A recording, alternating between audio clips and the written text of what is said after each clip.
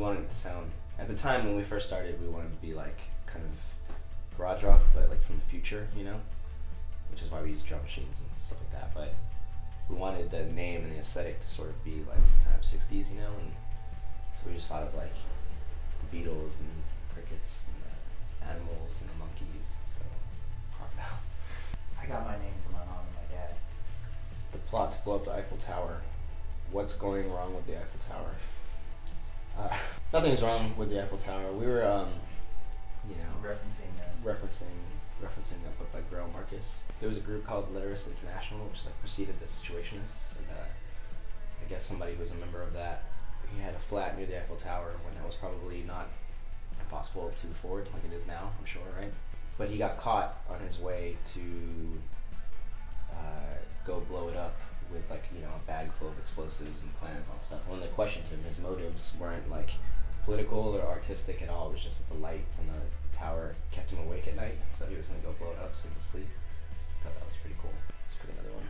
When we asked to the Black Angels bands they like, they told us about you. It's your turn to talk about bands you like.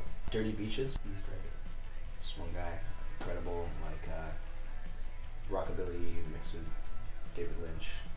He's probably my favorite new, even though he's not new.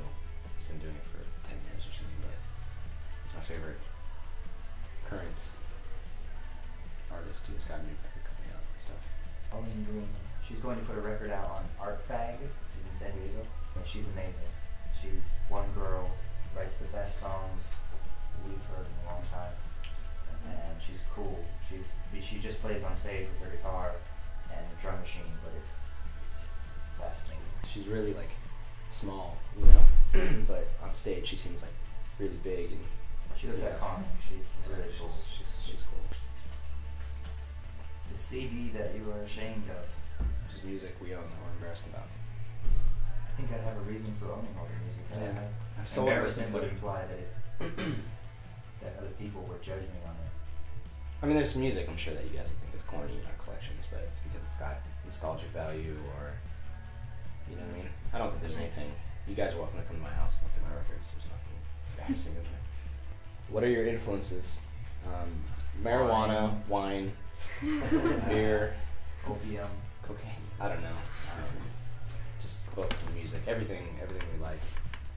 We have pretty wide taste in music and art, so we just try not to let ourselves filter anything out. You know, if we want to be influenced by like a hip hop beat, that will come in, or you know, if an author's writing.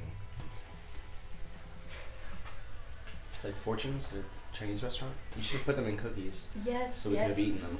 Your worst gig? What's your worst gig? I don't know, because worst would kind of denote, you know, like playing badly or something going wrong. I think that almost like the bad shows are memorable in their own way. We played in Prague last week, and it was I don't really remember. That was the best. Getting to that point. It's incredible. I think that technically it was really not together, but it felt like one of the best because it was just, we came out there and you could tell everyone in the crowd was scared of us and they were afraid that something was going to break and that someone was going to get hurt. And I think that was a good gig. But technically, maybe to some people it was a pile of shit.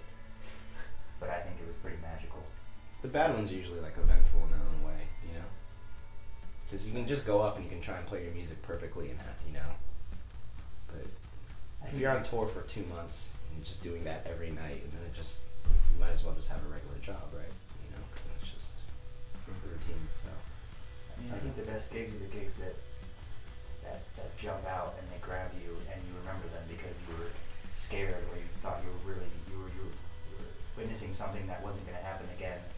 You know, at least not at the next city. Why are you so attractive? it's a hard one That's to answer. That's kind of weird. 2009 equals Summer of Hate. 2010 equals Sleep Forever. 2011. Unfortunately, I don't think anything is going to be released in 2011. I think we're going to record in September, but for whatever reason, I don't understand. They don't typically don't typically release stuff during like, unless you're like Susan Boyle or someone massive, they don't release stuff in like December and stuff like that. So I think it would be probably come out in the early part of 2012. Unfortunately, we wanted to do one a year, but just with our touring schedule, with me not being in France right now, you know, recording instead. So we felt like we owed it to the French people to be here right now. France. That's 2011. It's your turn. It's my turn, I guess, isn't it? We like to keep everything very organized, you know? What do you want to express through your music? It'd be nice to sort of convey all kinds of human conditions in the song. Just something difficult because you have to, sometimes you just sit down and your natural inclination is to just write a song that's really angry, you know, and you just write all these angry songs and then you realize that a lot of people aren't angry. A lot of people listen to music because it's an escape or because whatever. So I think it's just a challenge of trying to, you know, write creatively and convey a lot of different emotions. Can you tell us about Zoo Music? Yeah, Zoo Music is a record label that my wife Dee and I do together. The first Crocodiles release was the first Zoo Music release, and that's not a coincidence. You know, it was because there was no one that was going to put our music out, and so we said, oh, we'll just do it ourselves. So we pulled money, and then it was fun. It was a fun experience to do a record. We did a Demo Girl CD as the first thing, and then after that we got a friend involved because we started touring a lot. So yeah, it's just kind of three of us, and we just put out music we like. We have that band Dirty Beaches. That record just came out. It's the most recent release. It's called Badlands, and then we have an EP for a band called Television Personalities. That's going to be the next release. Childhood memory. When I was a kid, there was this really cool canyon in my neighborhood that we used to, me and my friend Scott used to play in. And we started building houses in it, so me and him snuck out. We snuck out and we like tore down like pretty much half completed houses in one night. We, like broke apart houses. It was great because it was gonna ruin our playland, you know. So it's a pretty cool childhood memory of mine. That's a good one. Yeah, that was great. His childhood was a blur. Drugs. I'm still a child.